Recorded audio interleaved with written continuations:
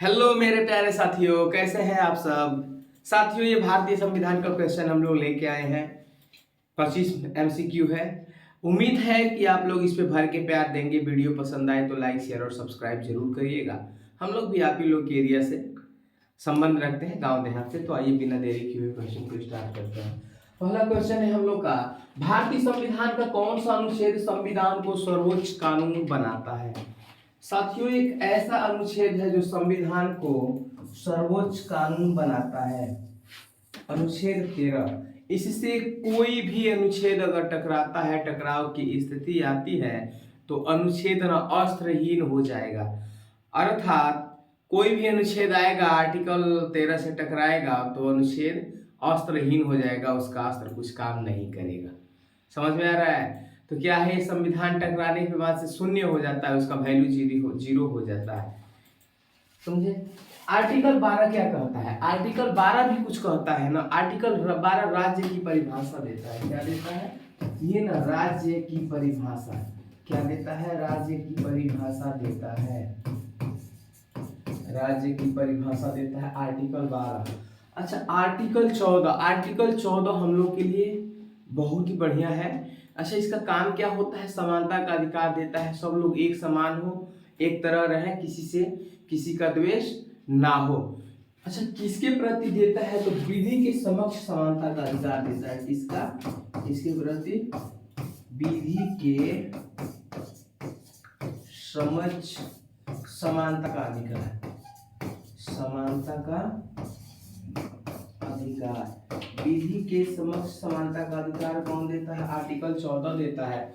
अनुच्छेद 32 जिसे हम लोग बोलते हैं ना, संविधान की आत्मा, डॉक्टर भीमराव अंबेडकर ने इसे अनुच्छेद 32 को संविधान की आत्मा बोला था। क्या बोला था, संविधान की आत्मा। संविधान की क्या बोला था, आत्मा बोला था। इसका काम क्या होता है, संवैधानिक उपचारों का अधिकार। क्या होता है, संवैधानिक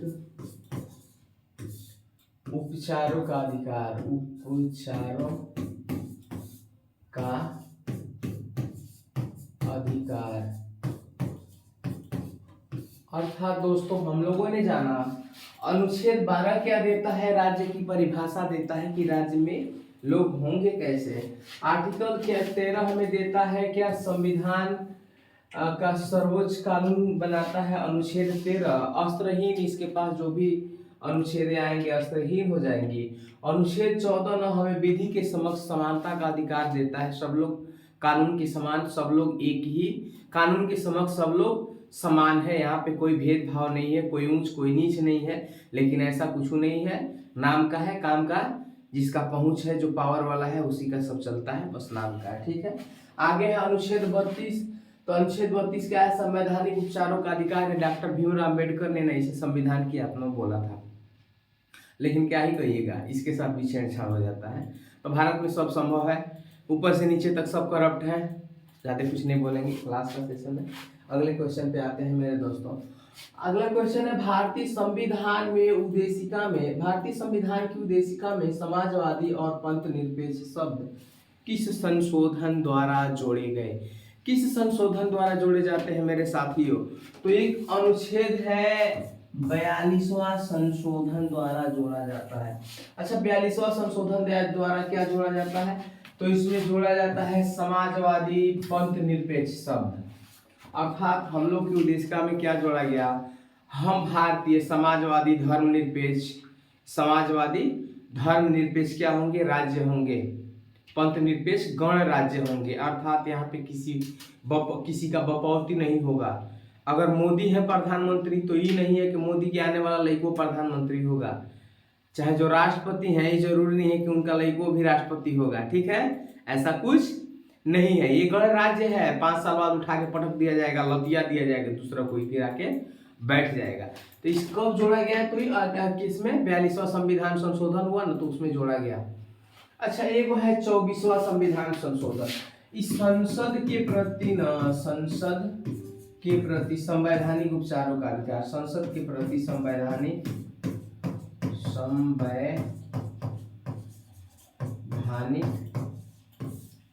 क्या है? संसद के प्रति संवैधानिक उपचारों का संसद को मौलिक अधिकारों का क्या दिया जाता है? संशोधन करने का इसमें अधिकार दे दिया जाता है। क्या दे दिया जाता है? 24वां जो संशोधन है उसमें दिया जाता है ना, संसद को मौलिक अधिकारों में संशोधन की शक्ति देता है। कौन? आर्टिकल 24 संसद को मौलिक अधिकारों को, संसद को मौलिक अधिकारों में क्या है? संसद को मौलिक अधिकारों में संशोधन की शक्ति, मौलिक अधिकारों में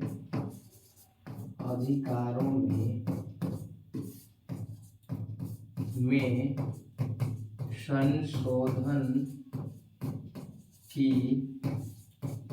शक्ति। मौलिक अधिकारों में संशोधन की शक्ति कौन देता है? आर्टिकल 24 देता है। आर्टिकल 44 क्या देता है? आर्टिकल 44 ना आपातकाल प्रावधान क्या किया गया है? इसको हटाने का मतलब ना, आपातकाल प्रावधान है, इसे हटाए जाते हैं। आपातकाल उपबंध की, आपातकाल उपबंध है ना, आपातकाल उपबंध, आपातकालीन उपबंध की सुरक्षा के साथ आजादी कौन देता है? तो आर्टिकल 44 देता है। एक बच रहा है आर्टिकल 52, इसमें क्या है? दल बदल विरोधी कानून जोड़ दिए जाते हैं। क्या दिया जाता है? दल बदल विरोधी कानून, दल बदल विरोधी कानून, दल बदल विरोधी कानून जोड़ दिए जाते हैं, दल बदल विरोधी कानून जोड़ दिए जाते हैं। ठीक है साथियों, अगले क्वेश्चन पे हम लोग आएंगे। अगला क्वेश्चन है हम लोग का भारतीय संविधान। भारतीय संविधान की 8वीं अनुसूची किससे संबंधित है? तो मेरे प्यारे दोस्तों, भारतीय संविधान की 8वीं अनुसूची न भाषाओं से संबंधित है। किससे संबंधित है? भाषाओं से संबंधित है। इनमें 22 भाषाएं बताई गई हैं। कितनी भाषाएं बताई गई हैं? हमारे देश में ना कितनी भाषाएं हैं? 22 भाषाएं को मान्यता दिया गया है। किसमें? राज्य संबंधी 8वीं अनुसूची में 22 भाषाओं की को मान्यता दिया गया है। कितने भाषाओं को मान्यता दिया गया है? तो 22 भाषाओं को मान्यता दिया गया है। अच्छा, मूल रूप से पहले कितनी भाषाएं थी? तो मूल रूप से पहले ना इसमें 14 भाषाएं थी। कितनी भाषाएं थी? मूल रूप से पहले 14 भाषाएं थी, बाद में चेंज किया गया। चेंज करने के बाद से कितनी भाषाएं हो गई? चेंज करने के बाद से टोटल 22 भाषाएं हो गई। 22 भाषाएं हो गई। सरकारी कामकाज की भाषाएं कितने हैं? अभी भी 15 हैं। आप ना जो अपना नोट है ना, हम लोग का नोट, उसके पीछे उठा के देखिएगा कितना हो जाएगा? 15 भाषाएं हो जाएंगी। भाषाओं से संबंधित क्या हो जाएगा? 8वीं अनुसूची से 22 भाषाएं हैं, जिसमें ना क्या है? इंग्लिश ना उपभाषा है। इंग्लिश क्या है? उपभाषा है। ठीक है। 8वीं अनुसूची में क्या है? राज्यों के बारे में बताया गया है कि 28 राज्य हैं, 8 केंद्र शासित प्रदेश हैं, इसके बारे में बताया जाता है। पंचायत न भारत में पंचायत से संबंधित है कि भारत में पंचायती व्यवस्था कब लाई गई थी और कब नहीं लाई गई थी, इससे संबंधित है। 73वें संविधान संशोधन से संबंधित है पंचायती राज व्यवस्था। और इसमें कितने विषय हैं? तो 29 विषय हैं। कितने विषय हैं? 29 विषय हैं। कितने विषय हैं वो? 29 विषय हैं। कौन सा संशोधन है? तो 73वें संविधान संशोधन, 73वें संविधान संशोधन। और नगर पालिकाएं क्या है? नगर पालिकाओं में क्या हो जाएगा? ये 12वीं अनुसूची में है। चलो हटाते हैं, क्या ही दिक्कत है, ज्यादा नहीं पढ़ना है आप लोग। ये 12वीं अनुसूची में है। ठीक है। अगले क्वेश्चन पे आते हैं हम लोग। अगला क्वेश्चन है मेरे प्यारे साथियों, संविधान की किस अनुच्छेद में समानता का अधिकार दिया गया है? सब लोग किस अनुच्छेद में है? समान है। हम लोग पहले क्वेश्चन में पढ़ के आए थे। अनुच्छेद 14 हमें यह अनुमति देता है कि हम लोग क्या है? सुरक्षा के साथ सब यहाँ पे विधि के समक्ष क्या है? समान है। तो हम लोग इसको पढ़ के जाएंगे ना कि अनुच्छेद 14 क्या देता है? विधि के समान, विधि के समक्ष सभी लोग समान है। विधि के समक्ष, विधि के समक्ष सभी लोग समान है। क्या है? विधि के समक्ष सभी लोग समान है। आर्टिकल 19 क्या कहता है? आर्टिकल 19 क्या कहता है? अभिव्यक्ति की आजादी देता है। किसकी आजादी देता है वो?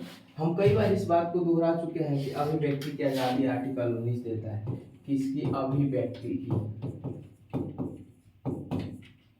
अभिव्यक्ति की आजादी। अच्छा, अभिव्यक्ति की आज़ादी से मतलब क्या हो जाएगा? अभिव्यक्ति की आज़ादी से मतलब हो जाएगा ना, रहने का, घूमने का, फिरने का, चलने का, बोलने का, व्यवसाय करने का, सारी आज़ादी हमारे पास है। आर्टिकल 19 इसको स्पष्ट स्वतंत्रता देता है। तो जो 6 प्रकार की स्वतंत्रता देता है, कितने प्रकार की स्वतंत्रता है? 6 प्रकार की स्वतंत्रता हमें कौन देता है? आर्टिकल 19 देता है। आर्टिकल 21 क्या कहता है? आर्टिकल 21 क्या कहता है? तो आर्टिकल 21 न क्या कहता है? जीवन और व्यक्तिगत स्वतंत्रता देता है, सबसे बड़ा अधिकार माना जाता है आर्टिकल 21 को। इस बताया जाता है ना कि कभी मतलब ना आपातकाल भी लगा हो ना, धारा 144 भी लगा हो ना, तो आर्टिकल 21 को निरस्त नहीं किया जा सकता है। वजह क्या है? जीवन और व्यक्तिगत मौलिक अधिकार का बात होता है, इसलिए इसको हटाया नहीं जा सकता है। यह सबसे बड़ा अधिकार माना जाता है। क्या माना जाता है? सबसे बड़ा अधिकार, सबसे बड़ा अधिकार माना जाता है। क्या माना जाता है? सबसे बड़ा अधिकार माना जाता है। किसको? आर्टिकल 21 को। यह किसी भी परिस्थिति में निरस्त नहीं किया जा सकता है। धारा 144 आपातकालीन उपबंध किया जाए तो नहीं निरस्त किया जा सकता है, लेकिन देश विरोधी अगर गतिविधि हो ना तो इसको भी निरस्त किया जा सकता है। इतना ध्यान रखना है आपको। आर्टिकल 32 क्या कहता है? आर्टिकल 32 क्या है? हम लोगों ने बताया था आपको कि क्या है? संविधान की आत्मा है आर्टिकल 32। इसमें अनेकों मौलिक अधिकार जुड़े हैं, जिससे हम लोग सुरक्षा के साथ बोलते हैं कि इसमें तोड़ फोड़ नहीं करना है, सबको अभिव्यक्ति क्या है इसमें मतलब अनुच्छेद 32 न संविधान की आत्मा है। चलिए अगले क्वेश्चन पे हम लोग चलेंगे। भारतीय संविधान में मौलिक कर्तव्य किस देश के संविधान से लिए गए हैं? अच्छा, हमारा मौलिक कर्तव्य किस देश के संविधान से लिया गया है? भारतीय संविधान में मौलिक कर्तव्य किस देश से लिए गए हैं?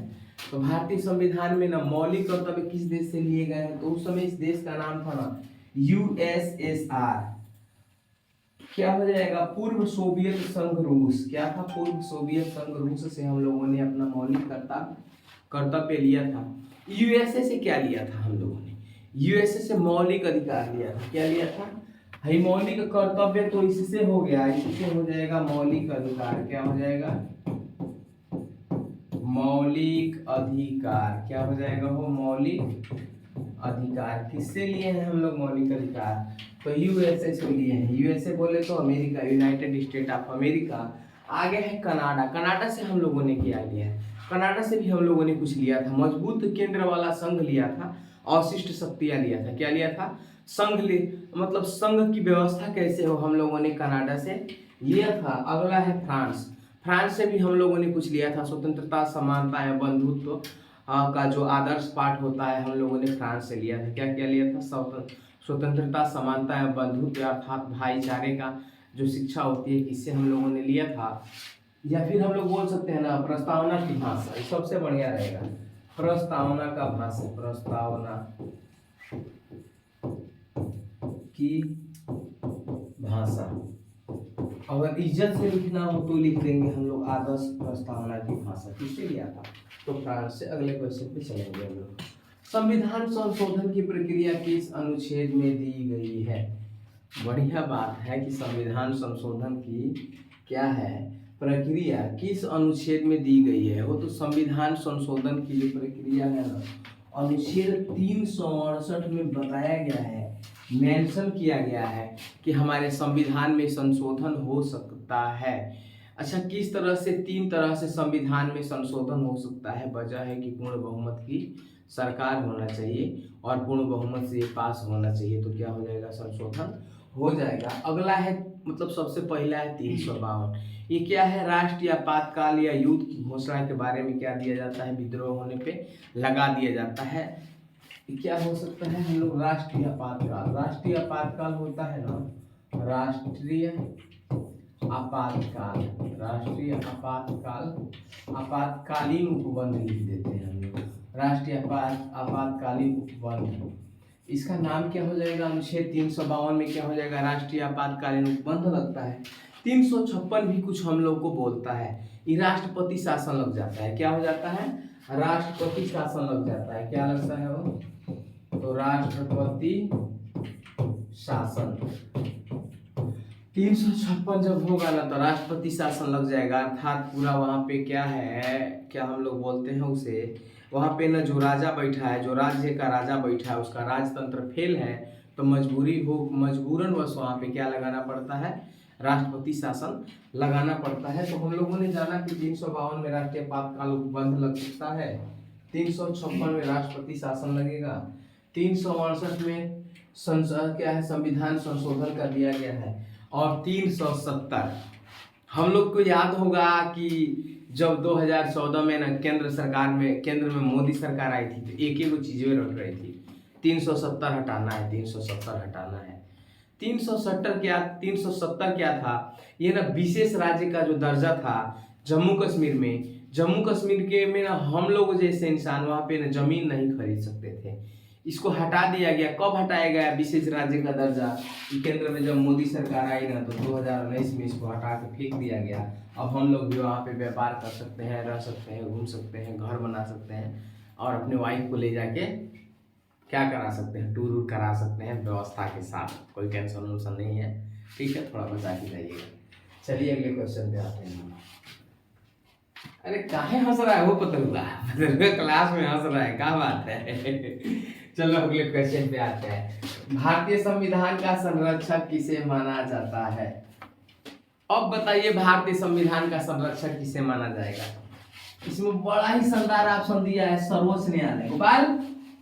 गोपाल समझ में आ रहे हो?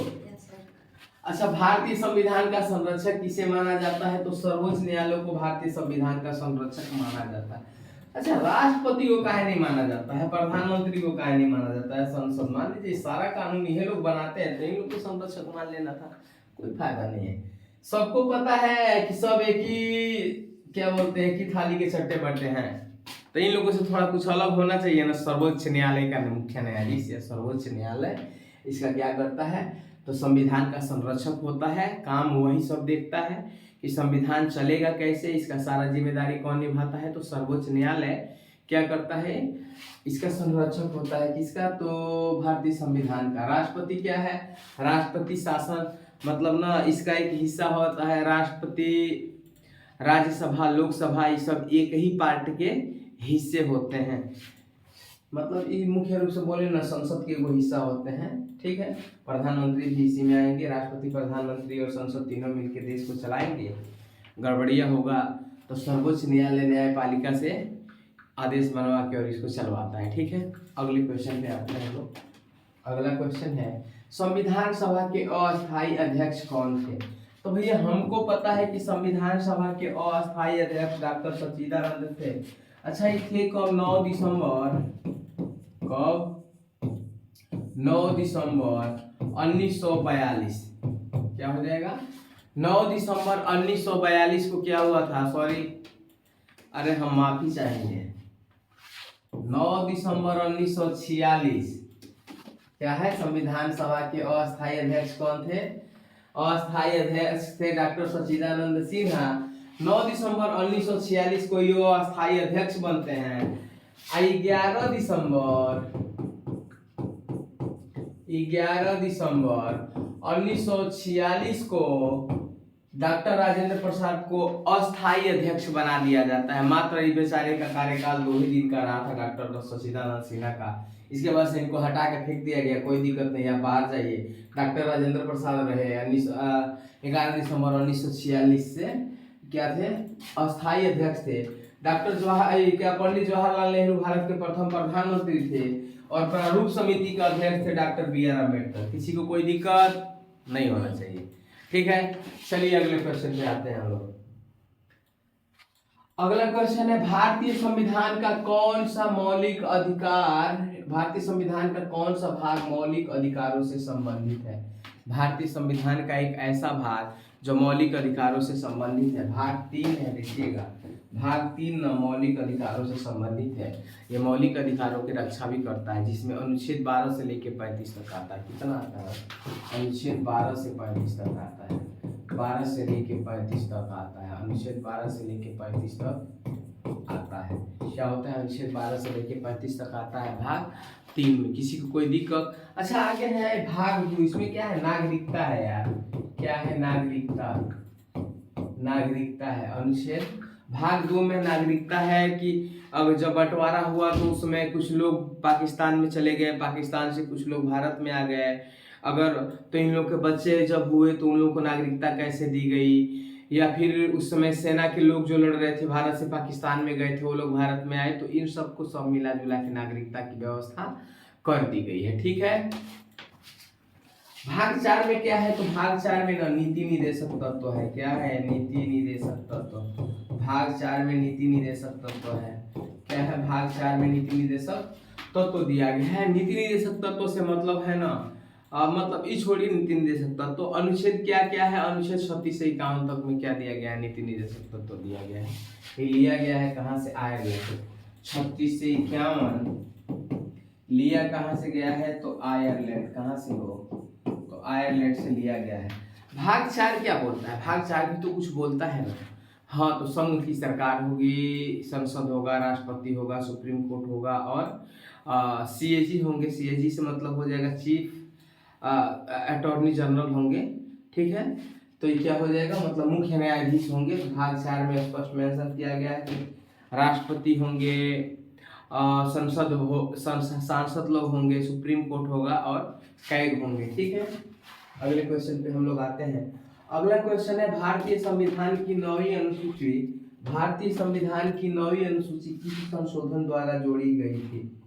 भारतीय संविधान का 9वीं अनुसूची किस संशोधन द्वारा जोड़ा गया था? हो तो ये संशोधन है, पहले देखिएगा, एकदम प्रथम के द्वारा ही जोड़ दिया गया था। क्या जोड़ा गया था? तो भारतीय संविधान की 9वीं अनुसूची किसके द्वारा जोड़ दी गई? तो प्रथम यानी प्रथम संशोधन के द्वारा जोड़ दिया गया था। 7वां संशोधन से क्या मतलब है? राज्यों का पुनर्गठन से मतलब था, मतलब राज्य अलग अलग बिखरे हुए थे, तो इस संशोधन में राज्यों को एक पास जोड़ा गया। 42वां संविधान संशोधन को शायद हम लोग पढ़ के आए थे, मिनी कॉन्स्टिट्यूशन। इसे ना छोटा सा संविधान भारत का बोला जाता है, भारत का छोटा संविधान, जैसे इसको तोड़ फोड़ किया गया उस समय।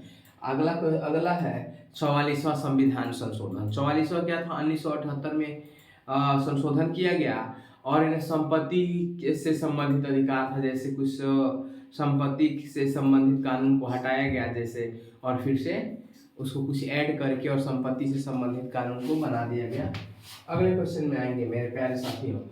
राष्ट्रपति को पद की शपथ कौन दिलाता है? राष्ट्रपति को पद की शपथ कौन दिलाएगा? आप ही लोग बताइए, बड़ा ही बढ़िया क्वेश्चन है। प्रधानमंत्री राष्ट्रपति से ऊपर होते नहीं हैं, उपराष्ट्रपति भी राष्ट्रपति से ऊपर नहीं होंगे, लोकसभा के अध्यक्ष भी राष्ट्रपति से ऊपर नहीं होंगे। अब बताइए इसमें क्या हो जाएगा? एक ही ऑप्शन बनता है, भारत के मुख्य न्यायाधीश किसको शपथ दिलवाएंगे? तो राष्ट्रपति को भारत के मुख्य न्यायाधीश शपथ दिलवाते हैं, किसी को कोई दिक्कत नहीं होना चाहिए। अनुच्छेद 60 के तहत राष्ट्रपति को शपथ दिलवाने का काम कौन करता है? तो भारत के मुख्य न्यायाधीश लोग करते हैं। ठीक है। उपराष्ट्रपति का क्या हो जाएगा? अगर राष्ट्रपति की गैर मौजूदगी हो तो वहां पे उपराष्ट्रपति काम चला सकता है। ठीक है। राष्ट्रपति नहीं हो तो उपराष्ट्रपति काम चला सकता है। अगला है लोकसभा का अध्यक्ष। लोकसभा का अध्यक्ष क्या करता है ना? नए सांसदों को शपथ दिलाता है। अच्छा, प्रधानमंत्री का काम क्या होता है? प्रधानमंत्री खुद किसके सामने शपथ लेते हैं? राष्ट्रपति के सामने प्रधानमंत्री खुद शपथ लेते हैं। तो अगले क्वेश्चन पे आएंगे हम लोग। अनुच्छेद 21 किस अधिकार से संबंधित है?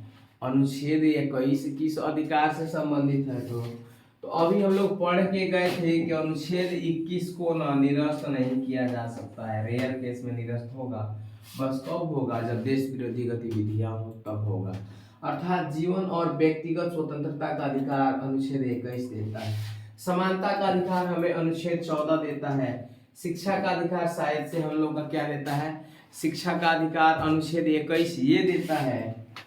21 ये देता है शिक्षा का अधिकार। 6 से 14 वर्ष के बच्चों को निःशुल्क शिक्षा दी जाएगी। साथ ही साथ इसमें क्या होगा ना? शुल्क प्रतिपूर्ति की जाती है। अच्छा, शोषण के विरुद्ध अधिकार। शोषण के विरुद्ध अधिकार किसमें है? तो हम लोग पढ़ के आए थे शायद 23 और 24 में शोषण के विरुद्ध अधिकार है। अगर किसी बच्चे को किसी कंपनी में जबरदस्ती काम कराया जाता है ना, वो बच्चा 14 साल से कम का है तो उसका शोषण किया जा रहा है, उसको रोक दिया जाएगा। ठीक है। जैसे हो जाएगा मानव तस्करी ना हो, मतलब छोटा बच्चा 14 साल से कम का है तो कंपनी में काम करना अलाउ नहीं है। वैसे तो 18 साल होता है, लेकिन 14 साल से कम का नहीं होना चाहिए, क्योंकि हम लोगों ने यहाँ पे पढ़ा है, यहाँ पे शिक्षा का अधिकार में जो है ना 6 से 14 वर्ष के बच्चों को 6 से 14 वर्ष के बच्चों को निःशुल्क शिक्षा दी जाएगी। 6 से 14 वर्ष के बच्चों को निःशुल्क शिक्षा दी जाएगी, अर्थात 14 वर्ष का बच्चा जब हो जाएगा तो थोड़ा सा विवेक हो जाएगा। मान लीजिए उसके घर में खाने का कंडीशन बेकार है तो 14 वर्ष के बाद ही कमाएगा। अर्थात हम लोग को क्या है ना, बाल तस्करी रोका जा सकता है, बाल मजदूरी रोका जा सकता है। किसके वजह से? तो ये हो जाएगा ना, किसके वजह से रोका जा रहा है? तो रोका जा रहा है अनुच्छेद 23 और 24 की वजह से बाल तस्करी रोका जा रहा है। शोषण के विरुद्ध अधिकार है, किसी का हमें शोषण करने का अधिकार बिल्कुल नहीं है। ठीक है, अगले क्वेश्चन पे चलेंगे हम लोग। हमारा अगला क्वेश्चन है, संविधान की प्रस्तावना में लोकतांत्रिक का अर्थ क्या है? अच्छा, संविधान की प्रस्तावना में लोकतांत्रिक का अर्थ क्या है? कितना बढ़िया क्वेश्चन है। राजा का शासन, राजा के बाबूजी के शासन का कि राजा के शासन रही बताइए जान। अच्छा, जनता द्वारा चुनी गई सरकार, हाँ हो सकता है, आगे आते हैं, कोई दिक्कत नहीं। न्यायपालिका का शासन, न्यायपालिका का शासन भारत में कहाँ चलता है? पाकिस्तान में चलता है, बांग्लादेश में चलता है, भारत में कहाँ चलता है न्यायपालिका का शासन? सेना का शासन संभव नहीं है। संविधान की प्रस्तावना में लोकतंत्र का अर्थ क्या हो जाएगा? जनता का, जनता द्वारा चुना गया शासन, सरकार। हम लोग नहीं बोल सकते। अब्राहम लिंकन की एक बड़ा ही फेमस परिभाषा है, जनता का, जनता द्वारा चुनी गई शासन सरकार, जनता का लोगों द्वारा चुना गया शासन। क्या हो जाएगा? तो लोगों का लोगों द्वारा चुना गया शासन या सरकार जो भी होगी वो क्या हो जाएगा? तो ये हो जाएगा लोकतांत्रिक व्यवस्था। क्या हो जाएगा? लोकतांत्रिक व्यवस्था। अच्छा, ये बताइए भारत में कौन सा व्यवस्था चलता है? लोकतंत्र चलता है कि क्या चलता है? राजतंत्र चलता है। भैया हम लोग भारत वाले हैं, राजतंत्र चलेगा तो उठा के फेंकिए देंगे, लेकिन काम का नाम का, काम का नहीं है। आज भी तो लगता है कि लोकतंत्र नहीं चल रहा है, आज तो लग रहा है कि क्या है, सत्ता है, बाहुबलियों का सत्ता बैठा है, जब मर्जी। अच्छा आप बताइए यहाँ पे देश में क्या नहीं चल रहा है? पर डे बूढ़े लोग भी, किसान लोग भी रोड पे उतरे हुए हैं, बच्चे लोग भी प्रोटेस्ट करिए रहे हैं, मार खा ही रहे हैं, आंसू के गैस खा रहे हैं, पानी के गोले से खा रहे हैं। तो सिर्फ नाम का है, काम का कुछ नहीं है। तानाशाही भारत में भी है और हमारे ख्याल से तानाशाही रहेगी। पाकिस्तान में जैसे होता है भारत में भी चलिए रहा है। सेना भी परेशान है, जनता परेशान है, बट सही से बोले ना तो बच्चे से लेके बुजुर्ग तक सब परेशान है। छोड़िए आगे आते हैं। संविधान का कौन सा अनुच्छेद अस्पृश्यता का उन्मूलन करता है? लो भैया ये अनुच्छेद 17 आ गई। लो अनुच्छेद 17 आ गई। क्या कहता है? अस्पृश्यता का उन्मूलन करता है। अस्पृश्यता का मतलब हो जाएगा क्या? अछूआछूत। क्या हो जाएगा? हो गलती हम नहीं ना बोल रहे हैं, छुआछूत हो जाएगा। ठीक है, छुआछूत का अंत करता है। कौन करता है? अनुच्छेद 17। ना यहाँ पे कोई ऊंच है, ना यहाँ पे कोई नीच है, ना कोई बढ़ जाता है, ना कोई ऊंच जाता है, सब समान है। ये कौन बोलता है? अनुच्छेद 17 बोलता है। अनुच्छेद 15 क्या बोलता है? धर्म, जाति, लिंग के आधार पे किसी से किसी प्रकार का कोई भेदभाव नहीं किया जाएगा।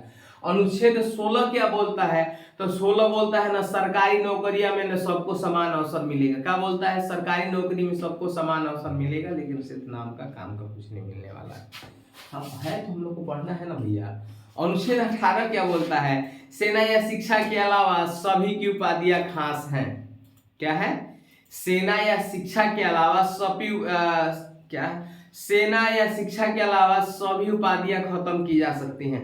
अर्थात हम लोग को इतना जान लीजिए ना अनुच्छेद 18 के हिसाब से कि हमारा जो पढ़ाई का डिग्री है ना, इसको छोड़ के, और जो सेना के पास डिग्री है उसको छोड़ के सारी डिग्रियां खत्म की जा सकती हैं। अर्थात राष्ट्रपति अगर किसी देश से अपना मेडल वोडल पुरस्कार लेके आते हैं ना, राष्ट्रपति बोल रहे हैं, प्रधानमंत्री, तो उनको भी ना राष्ट्रपति से परमिशन लेना पड़ता है कि हमको ये पुरस्कार मिला है, पुरस्कार वो भारत में लेके आए कि नहीं लेके आए। समझ में आ रहा है?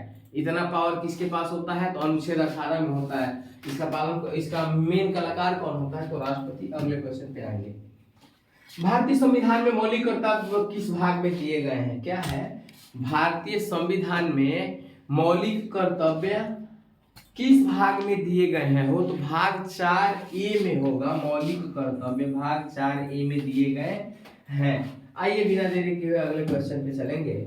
भारतीय संविधान का कौन सा अनुच्छेद संवैधानिक उपचार का अधिकार प्रदान करता है? हम लोग पढ़ के आ चुके हैं। संवैधानिक उपचारों का अधिकार अनुच्छेद 32 है। अनुच्छेद 14 समानता का अधिकार है, विधि के समक्ष सब लोग समान होंगे। अनुच्छेद 19 क्या है, अभिव्यक्ति की आजादी होगी। अनुच्छेद 21 क्या कहता है, अनुच्छेद 21 क्या कहता है, जीवन का अधिकार होगा, सब लोग यहाँ पे जी सकते हैं, रह सकते हैं, घूम सकते हैं। अनुच्छेद 21 से क्या कहता है, 6 से 14 वर्ष के बच्चों को निःशुल्क शिक्षा दी जाएगी। चलिए अगले क्वेश्चन पे चलेंगे हम लोग। हमारा अगला क्वेश्चन है, भारतीय संविधान में राष्ट्रपति किस अनुच्छेद के अंतर्गत लगाया जाता है। क्या है, राष्ट्रपति शासन किस अनुच्छेद के अंतर्गत लगाया जाता है। शायद से हम लोग पढ़ लिए थे कि राष्ट्रपति शासन अनुच्छेद 356 के अनुच्छेद 356 के अंतर्गत लगा दिया जाएगा, जब देश में आपातकालीन उपबंध होंगे तब। जब देश में आपातकालीन उपबंध होंगे तो राष्ट्रपति शासन लगा दिया जाएगा। अनुच्छेद 352 में भी हम लोग कुछ पढ़े थे। अनुच्छेद 352 में क्या पढ़े थे, राष्ट्रीय आपातकाल घोषित किया जा सकता है। क्या हो जाएगा, राष्ट्रीय आपातकाल घोषित किया जा सकता है। जैसे कोई चीन वाले भारत पे आक्रमण कर दिए जिस समय, मतलब चीन वाले भारत पे आक्रमण कर रहे हैं, पाकिस्तान वाले आक्रमण कर रहे हैं, विदेशी आक्रमणकारी जब भी होगा या देश विरोधी गतिविधियां होंगी तो अनुच्छेद 352 का प्रयोग कर लिया जाएगा। 356 में हम लोग पढ़ चुके हैं कि राष्ट्रपति शासन लगता है। 360 में क्या हो जाता है, तो 300 किसमें हम लोग पढ़े थे, वो भारतीय संविधान में राष्ट्रपति शासन किस अनुच्छेद के अंतर्गत लगता है, 356। अनुच्छेद 360 क्या बोलता है, वित्तीय आपातकाल की घोषणा हो जाएगी। मतलब एकदम वित्तीय हम लोग कंगाली अवस्था में गुजरेंगे ना, तो वित्तीय आपातकाल होता है, हमारे देश में पैसे की कमी हो गई है, तो क्या हो जाएगा, मतलब हम लोग को एक घोषणा कर दिया जाएगा कि हमारे यहाँ वित्तीय आपातकाल है। ऊपर वाले की मर्जी से अभी तक भारत में कभी वित्तीय आपातकाल नहीं लगा है।